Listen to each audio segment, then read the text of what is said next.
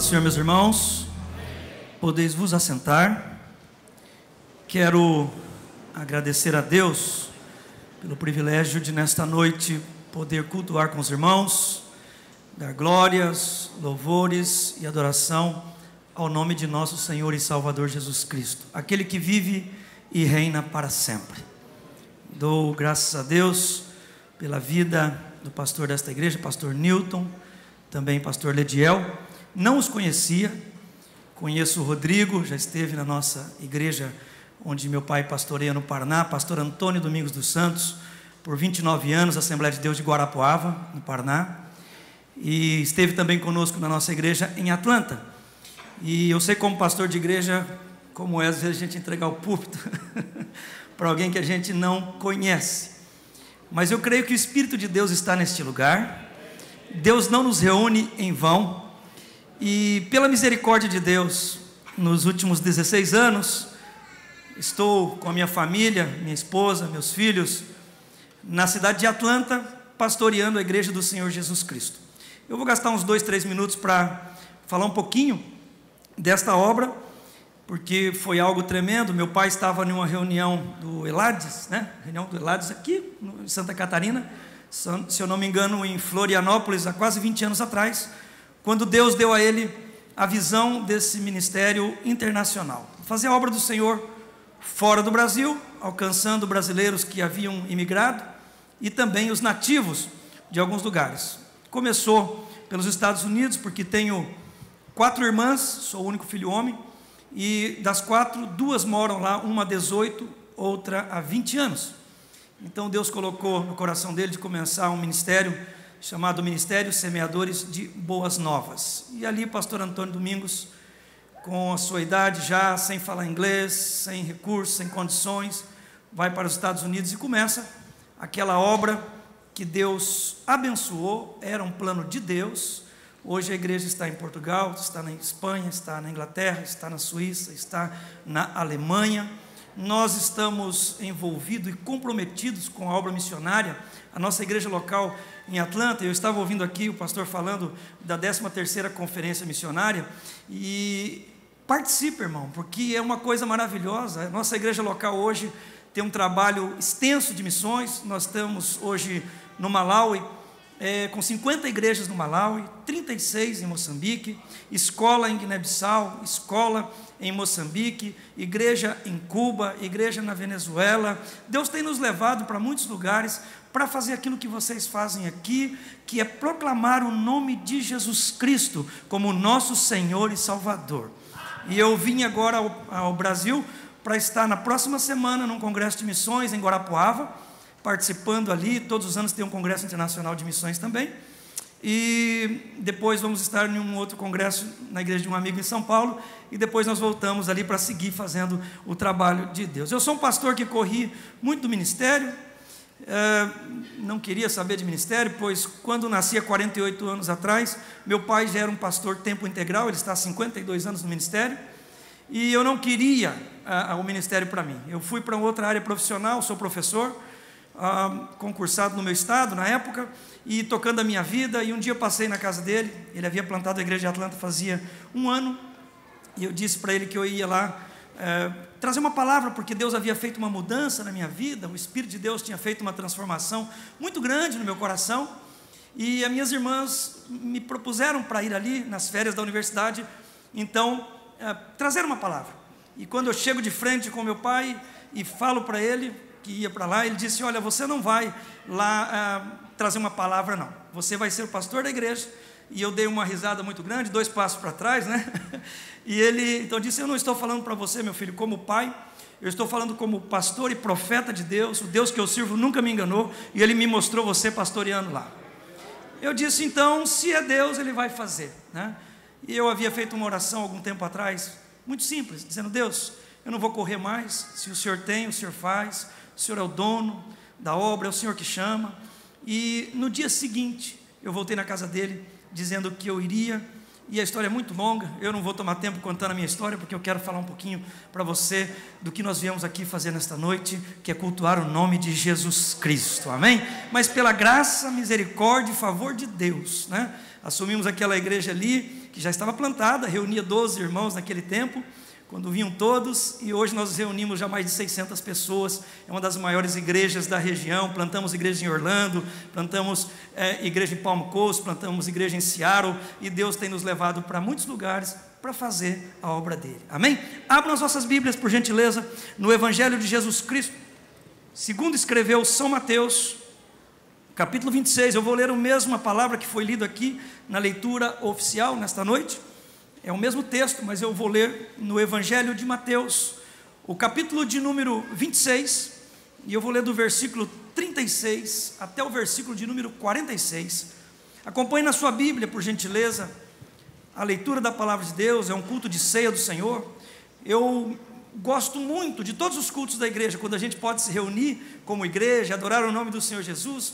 Mas o culto de ceia do Senhor e o culto de batismo, para mim, parece que ele tem um gosto assim bem especial, pelas ordenanças que Jesus deixou para a sua igreja na terra. Você poder estar aqui nesta noite, adorando o nome de Jesus, cantando o que nós cantamos aqui nesta noite, a Ele que merece a glória, a honra, o louvor, a adoração, é porque Ele se entregou por nós. E nesta noite nós temos o privilégio de juntos participarmos da mesa do Senhor Jesus Cristo. É um privilégio para os salvos na terra poder participar desse evento tão maravilhoso. A palavra do Senhor diz assim, Mateus capítulo de número 26, versículos 36 ao 46.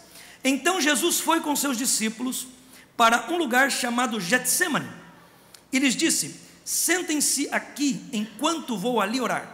Levando consigo Pedro e os 2 filhos de Zebedeu, começou a entristecer-se e a angustiar-se. Disse-lhes então: a minha alma está profundamente triste, numa tristeza mortal. Fiquem aqui e vigiem comigo. Indo um pouco mais adiante, prostrou-se com o rosto em terra e orou: meu Pai, se for possível, afasta de mim este cálice, contudo, não seja como eu quero, mas sim como tu queres. Depois voltou aos seus discípulos e os encontrou dormindo. Vocês não puderam vigiar comigo nem por 1 hora? Perguntou ele a Pedro. Vigiem e orem para que não caiam em tentação. O espírito está pronto, mas a carne é fraca. E retirou-se outra vez para orar. Meu Pai, se não for possível afastar de mim este cálice, sem que eu beba, faça-se a tua vontade. Quando voltou de novo, os encontrou dormindo, porque seus olhos estavam pesados. Então os deixou novamente e orou pela 3ª vez, dizendo as mesmas palavras. Depois voltou aos discípulos e disse-lhes: vocês ainda dormem e descansam? Chegou a hora, eis que o Filho do Homem está sendo entregue nas mãos dos pecadores. Levantem-se e vamos, aí vem aquele que me trai. Essa palavra muito conhecida das Escrituras, texto conhecido, já foi lido aqui nesta noite, e eu gostaria de trazer uma meditação com os irmãos nesta noite, o que nós podemos aprender dessa que foi uma das últimas orações de Jesus na terra com os seus discípulos. O ministério de Jesus foi todo permeado por oração. No início do seu ministério, a Bíblia diz que Jesus foi levado para ser tentado. Jesus passou um tempo de 40 dias e 40 noites. Nós conhecemos pela palavra de Deus, que através da palavra, e eu acredito que Jesus esteve em oração, não apenas em jejum, em oração todo aquele tempo. A Bíblia nos relata em quantos momentos Jesus orou, em quantos momentos ele se retirou para orar. Em quantos momentos Jesus com os seus discípulos abençoaram multidões. Ele multiplicou pães, ele multiplicou os peixes, ele curou os leprosos, ele curou os enfermos, ele fez muitos milagres. Mas agora o ministério de Jesus está se encaminhando para o final. E é interessante que esse texto diz para nós que Jesus, ele chama os seus discípulos, ele convida aqueles que caminharam com ele, ele chama os seus discípulos para um lugar chamado Getsêmani. Jesus chama eles para um lugar que eles conheciam. Getsêmani no grego é um lagar de azeitonas, é um lugar de moer a azeitona para tirar óleo dela, é um lugar onde se esmaga. E na angústia e no sofrimento que ele vai passar, ele vai demonstrar para nós a sua dor. O texto que o nosso irmão leu aqui anteriormente mostrou que a aflição de Jesus, a angústia de Jesus foi tamanha que ele suou um suor diferente, ele suou gotas de sangue. Tamanho era o estresse do corpo de Jesus, a angústia que ele tinha na sua alma. E que interessante que nesse momento Jesus não vai sozinho. Quando a gente olha esse texto, no versículo de número 36, Jesus foi com seus discípulos para um lugar chamado Getsêmani. Ele disse: sentem-se aqui enquanto vou ali orar. E é interessante que ele estava agora com seus 11 discípulos. Judas não estava aqui. Judas não estava indo para a oração, até porque Judas seria o traidor. E me parece que quem trai não gosta de orar, quem trai não gosta de jejuar, quem trai não gosta de estar participando de um momento de angústia. E agora nesse momento Jesus diz: sentem-se aqui, eu vou orar. Interessante que ele não vai sozinho. Ele chama 3, ele chama Pedro e os filhos de Zebedeu, e a Bíblia nos mostra que os filhos de Zebedeu são os Boanerges, são os filhos do trovão. Aliás, Tiago e João. Eram 2 homens impulsivos que, quando vão em uma determinada região para atravessar, foram impedidos. E aqueles mesmos que dizem: Senhor, o Senhor quer que a gente peça que desça fogo dos céus e consuma todo mundo aqui? Jesus é especialista em trabalhar com gente impulsiva, com gente que atravanca, gente que quer ir para frente. Eu não sei qual é a tua situação nesta noite, se você se enquadra nos moldes, se você se enquadra no sistema, sim ou não. Eu quero dizer uma coisa para você: Jesus fez uma transformação tão grande na minha vida quanto fez na vida daqueles 2, e eles agora estão naquele grupo. Curiosamente, Jesus chama para o seu momento de maior angústia, de maior aflição, para estar intercedendo Pedro, Tiago e João. Eram os mesmos que estavam lá na transfiguração, lá no monte onde eles viram a glória. Agora eles estão sendo chamados para o momento mais angustiante, segundo a Bíblia, mais difícil do ministério de Jesus. E nós somos assim às vezes, nós queremos estar na glória, estar no momento de colher os frutos, num momento muito bom, mas nós não queremos estar no momento de pagar o preço, de interceder, de vigiar e de velar. Mas que Deus levante nessa igreja homens e mulheres cheios do Espírito Santo, que estejam com o seu pastor, com a sua liderança em cada momento desse ministério. E eles foram para lá, e a Bíblia diz que eles ficaram ali, e Jesus vai um pouco mais adiante. A Bíblia diz que ele vai, e ele diz assim, versículo de número 38, disse-lhes então: a minha alma está profundamente triste, numa tristeza mortal. Sabe o que Jesus faz? Ele abre o coração para os seus amigos. Nós caminhamos em um mundo virtual, cibernético, nós caminhamos em um mundo hoje que tudo acontece nas redes sociais. Se eu estou feliz, eu posto que estou feliz. Se eu estou triste, eu posto que eu estou sentindo-se angustiado, sentindo-se alegre. Agora eu vou para o culto, tudo bem, bênção de Deus, a gente vai para o culto, posta que está indo no culto, faz a localização da igreja, chama os amigos. Esses dias na nossa igreja eu fui no momento de falar a palavra, e eu falei: os irmãos estão com o telefone? O pessoal ficou meio assim: quantos estão com o telefone? E todo mundo levantou o telefone: está ligado, está na internet, está na internet. Então fique em pé. Eu gostaria que vocês agora fizessem uma ligação para um amigo que não está aqui, de preferência alguém que não conheça Jesus, ou que seja um desviado. Agora, fala: eu estou no culto da minha igreja, o pastor pediu uma coisa diferente, eu nunca tinha pedido isso, para a gente fazer uma oração, agora para cada amigo, o amigo que tiver na mente, você faz isso. E todo mundo levantou e começou aquele barulho e ligação e tal, e pode orar, ora, né? E quando terminar você desliga, se ele não estiver você deixa uma mensagem, né? Interessante que foi feito. E depois uma irmã chegou e falou: pastor, você não acredita, uma amiga minha de trabalho havia entrado dentro do banheiro pensando em se suicidar. Quando ela estava trancada dentro do banheiro pensando em suicídio, tocou o telefone. Quando ela atende o telefone, eu falando para ela que estava lá num culto e que o pastor mandou orar por alguém, e a pessoa saiu daquele banheiro e foi tocar a sua vida tranquila, deixou o suicídio para lá. A oração muda as coisas. A oração muda as coisas. Por isso que Jesus nos ensinou a orar tanto.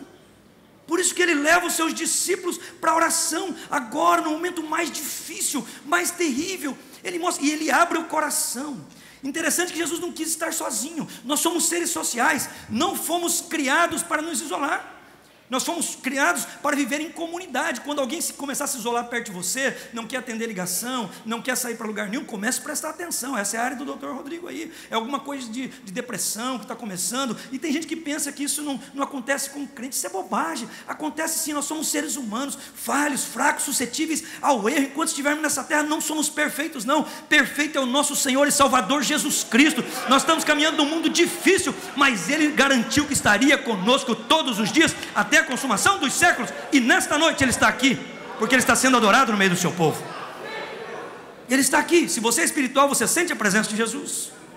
O nome dele é levantado, é exaltado. Os irmãos tocando aqui, cantando, os irmãos aqui cantando aqui, e você sempre presta atenção nas palavras do louvor, exaltando o nome de Jesus, levantando o nome de Jesus, glorificando o nome de Jesus. Esta festa nesta noite só está acontecendo porque Jesus Cristo, o Filho de Deus, se entregou por mim e por você, cumpriu todo o propósito de Deus, nos salvou, nos resgatou, nos comprou, nos justificou, nos limpou dos nossos pecados, deu rumo à nossa vida, deu direção à nossa vida, e nessa noite está sendo glorificado aqui pelo seu povo. Oh, glória ao nome de Jesus.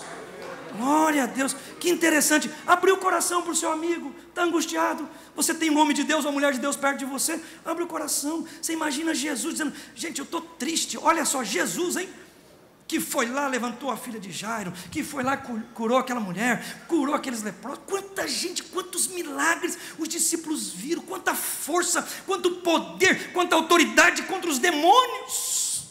Oh, aleluia.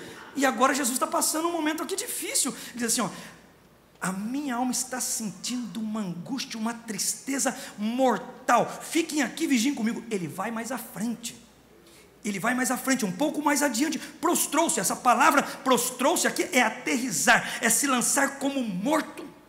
Ele não se prostrou apenas como ele quis ajoelhar, não, ele se lança. Só que ele não se lança no vazio, ele não se lança sozinho, ele se lança diante de Deus Pai.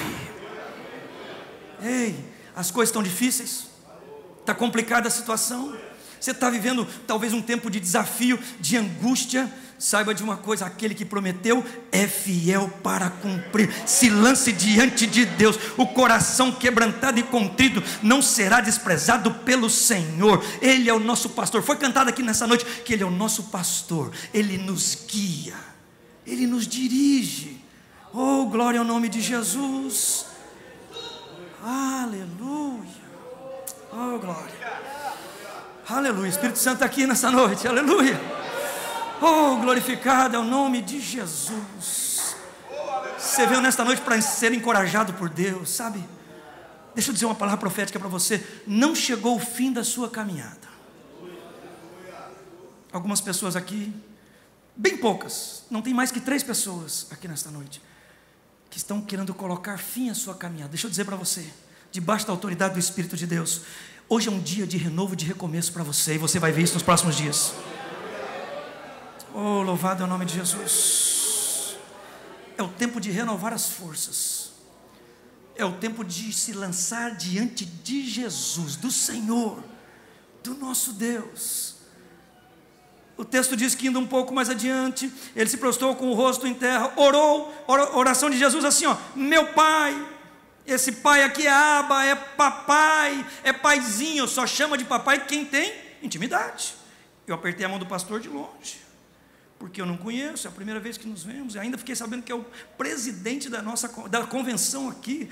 Eu fiquei, assim, formal. Meu pai, quando eu chego na casa dele, meu pai já é carequinha, 73 anos, eu vou, eu beijo meu pai, eu abraço meu pai, porque é meu paizinho, eu tenho intimidade. Talvez na próxima vez que eu encontrar o pastor, se eu tiver mais intimidade, eu vou dar logo um abraço, não vou dar só a mão para ele, não.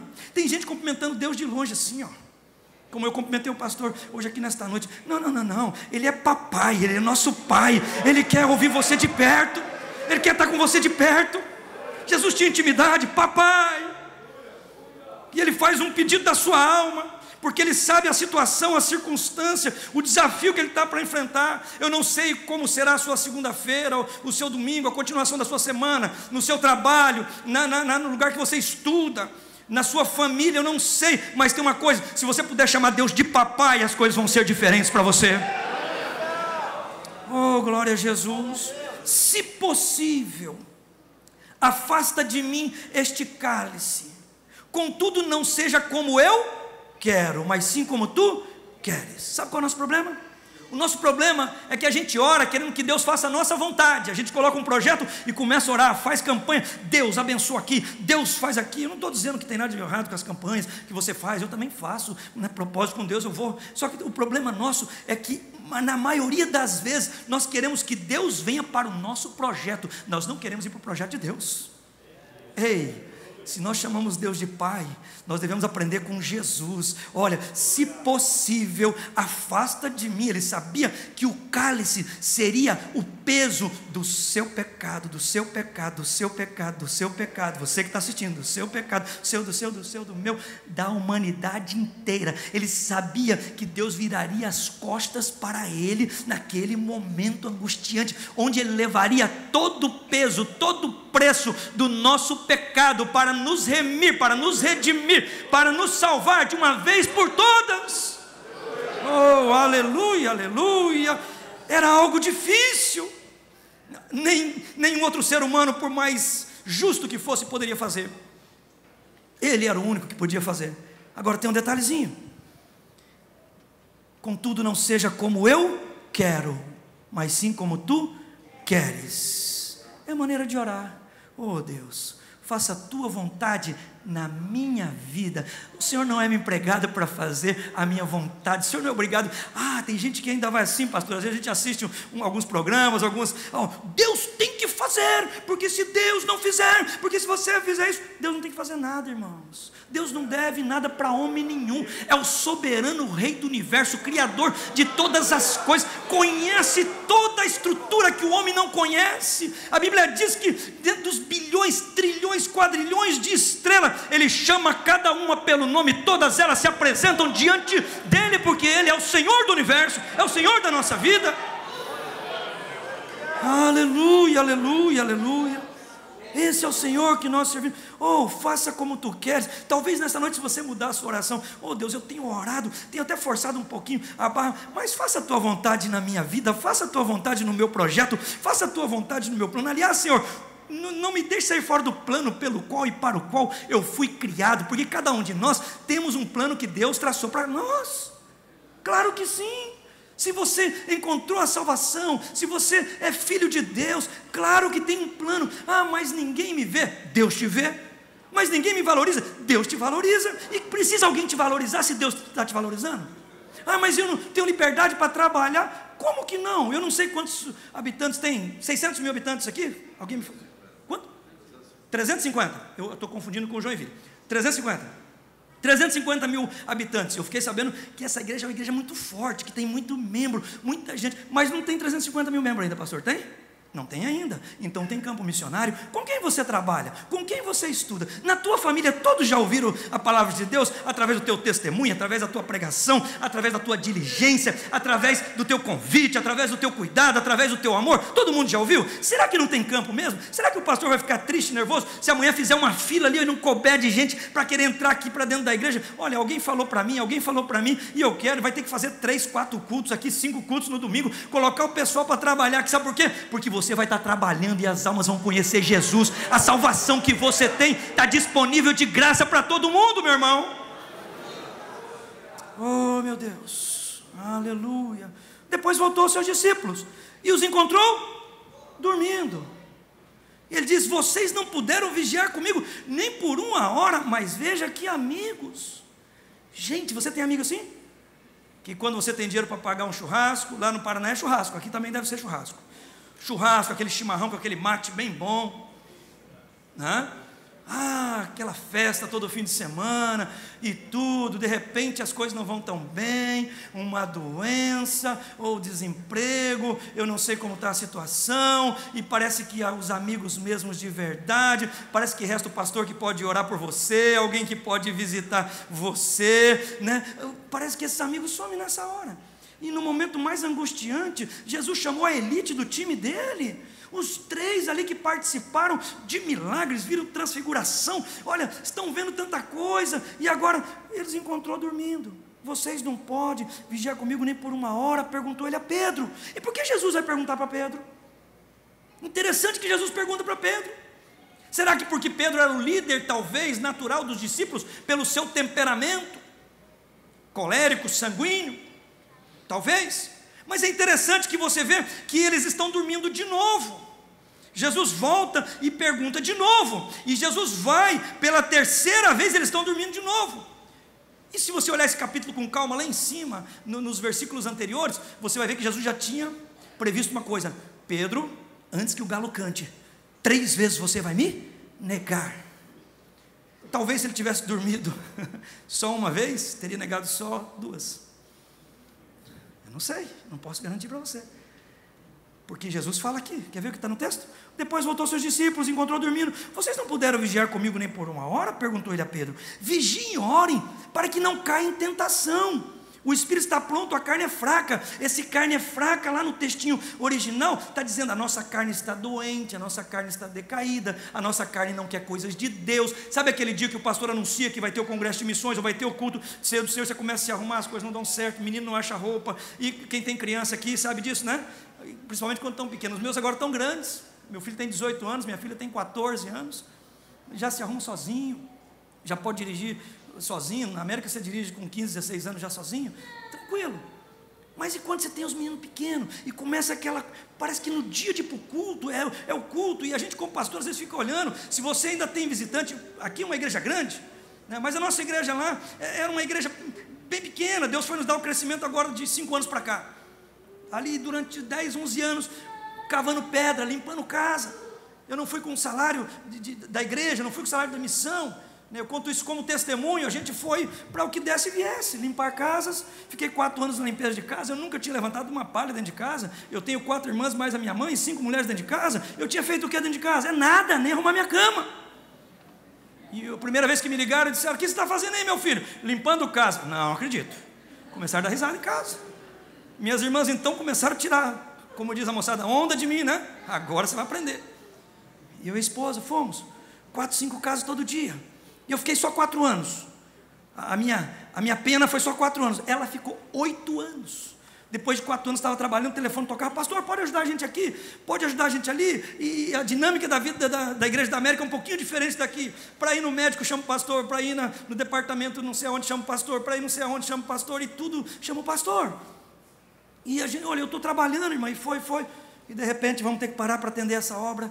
E a minha esposa disse: pode ir, que eu vou continuar aqui mantendo a nossa casa. Ela ficou mais 4 anos limpando casa todos os dias, e a gente plantando. Hoje nós temos 8 funcionários na igreja, que trabalham para a nossa comunidade. As pessoas que chegam ali são atendidas do aeroporto até o momento que entra dentro do seu apartamento, recebe toda a assistência da igreja, mobília para apartamento, ajuda com tirar documento, leva para arrumar trabalho, tem van que leva para cá, para lá, tem almoço, tem café na igreja de graça, come lá, tem cozinha industrial. Deus foi fazendo milagres, mas teve um preço que tem que pagar. Tem um momento que você precisa colocar o ombro debaixo da carga, junto com o seu pastor, junto com o seu ministério, para você ver acontecer aquilo que Deus tem para a sua vida.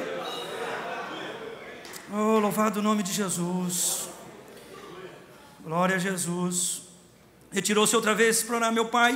E aí ele fala assim: ó, se não for possível afastar de mim este cálice, sem que eu beba, faça-se a tua vontade. Quando voltou de novo, os encontrou dormindo, porque seus olhos estavam pesados. Então os deixou novamente e orou pela terceira vez, dizendo as mesmas palavras. E tem gente que pensa que a gente não pode repetir a oração, né? Ah, não useis de vãs repetições. Se você olhar o que significa vãs repetições ali, o que realmente está querendo dizer naquele texto original, vãs repetições, é repetição sem propósito.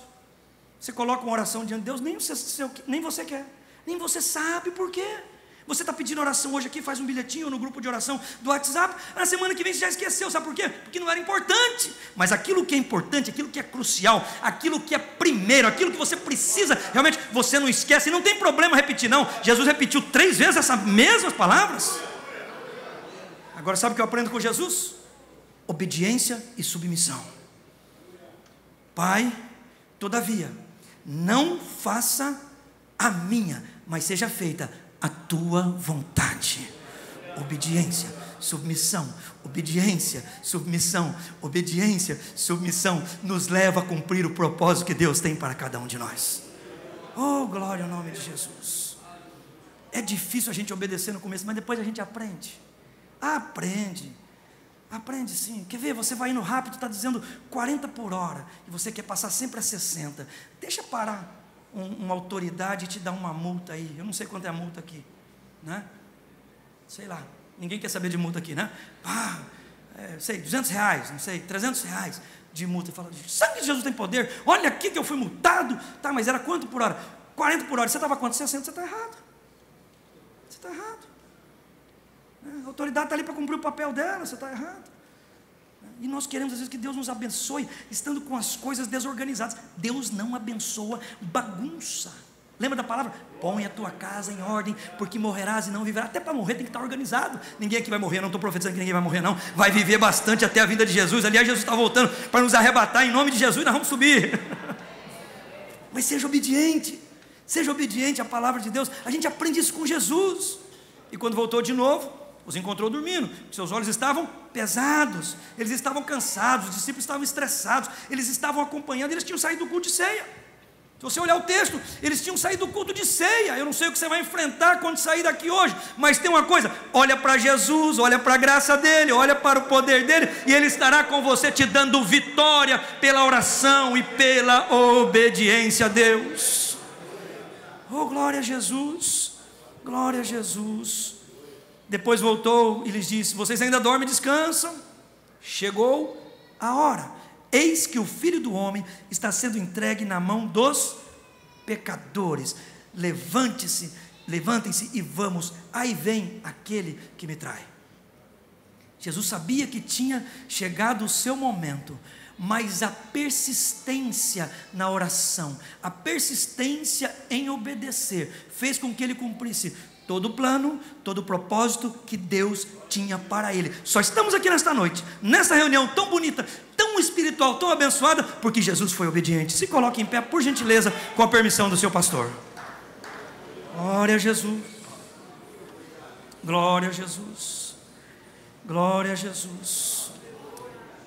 Posso fazer oração, pastor? Posso? Aleluia. Tem autorização do vosso pastor para fazer uma oração. Aleluia. Eu tenho uma responsabilidade sempre que tenho oportunidade.